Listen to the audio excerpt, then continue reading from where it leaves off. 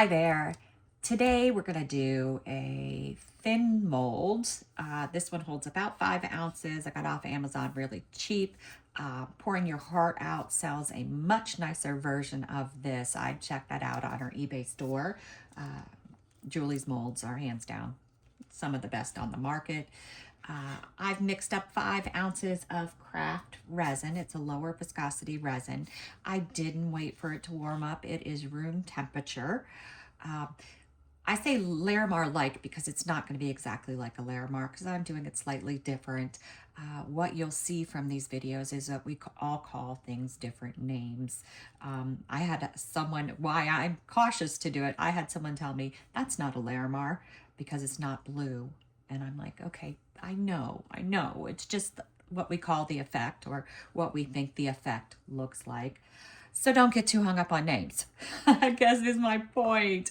All right, so 5 ounces of resin, not warmed, room temperature, craft resin, brand resin. And I'm gonna try to evenly divide it amongst these 4 cups as best I can. Won't be perfect.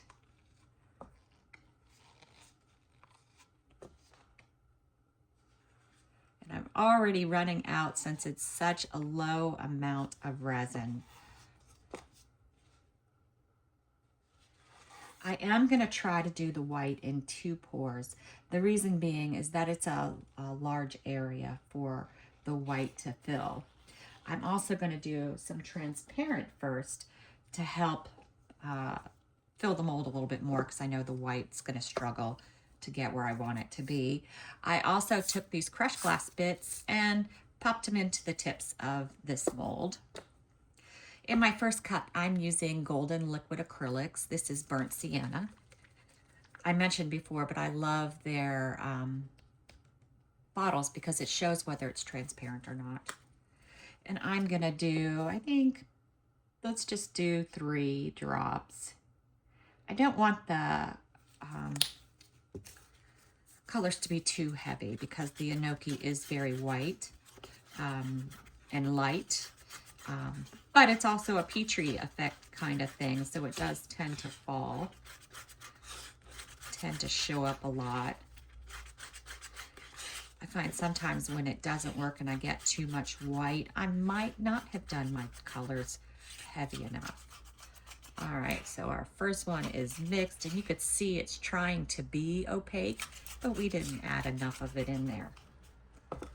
All right, the next one you can see is more transparent, and this is a green gold. And I'm gonna do 3 drops of this. Actually, let's go 4. I know I can do that because this is more transparent of a color. Though when I used this in the past, I do think it borders on opaque. It just takes a little bit more to get there.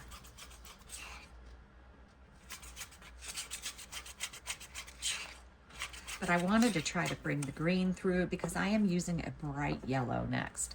And this is a processed yellow, and you can see it's an acrylic ink and it's super bright. And I'm gonna do 3 drops to try to make it not so super bright in our pour.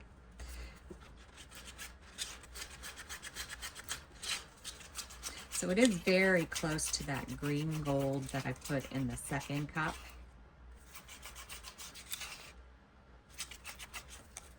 See, very similar. This one's just tinted with green. All right, next is our Enoki. Give it a good mix up. And I think I'm gonna do 10 drops for this one. Opening it to the side because I do have some crusties on there. All right.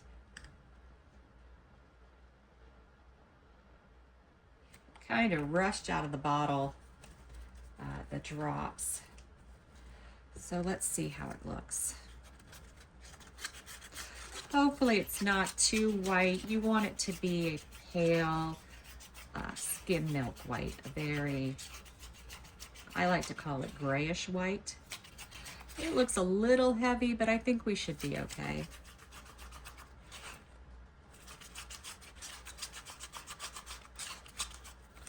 All right. So I'm going to put some transparents in first.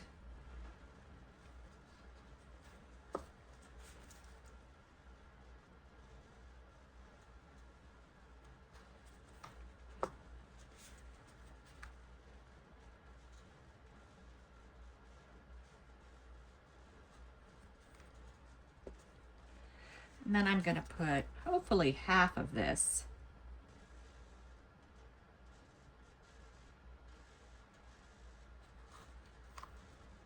When I'm sitting down, I tend to pour more to this side, so we'll see how it works out.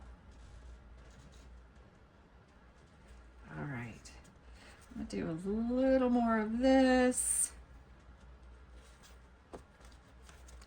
A little more of this. I do need to save them for the end because we still have more white going in. So I'm going to pour the rest of this.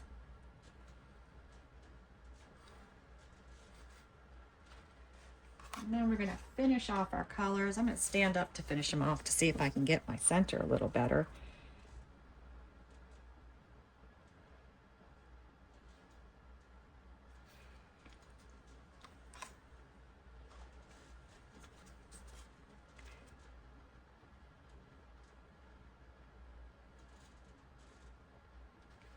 With the bits I put in the edge, I may need just a tad less resin, so I don't know that we're going to fit this last bit of yellow in.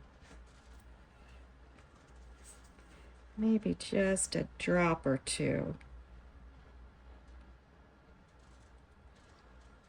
Because we're also going to stick some bits in the center that match the tips. Where is my torch? Before I put the bits in, I do want to try to get some bubbles away. All right.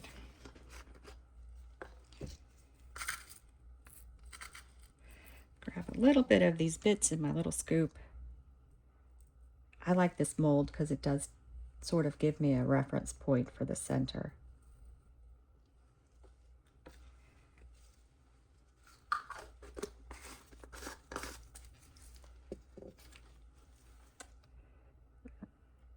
Now we can really just take it and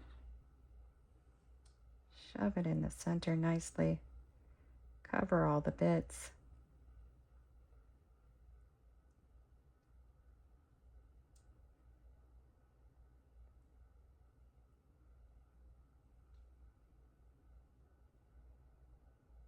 All right.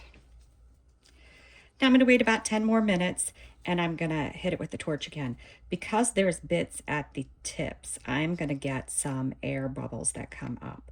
I want them to try to move towards the center. If they don't, if by chance my bits don't move to the center, I'm going to be very cautious and I'm going to try to pop them with a toothpick if I can't get them easily with the toothpick. If I can't lift them up out easily, which I should be able to do, I'm going to very lightly hit the end with some alcohol because I don't want the alcohol to mess up my design. And just give them a little tap. And that'll help me get rid of them too. But hopefully just the toothpick in there will help get rid of them. Again, wait a little bit, torch the center, and then we'll come back when it's time to unmold. Hopefully we get something cool. All right, we are back. I probably poured too much resin transparent with the second pour because it didn't close all the way, but we'll see what it looks like. Check it out. Got extra resin there. I'll have to get that off.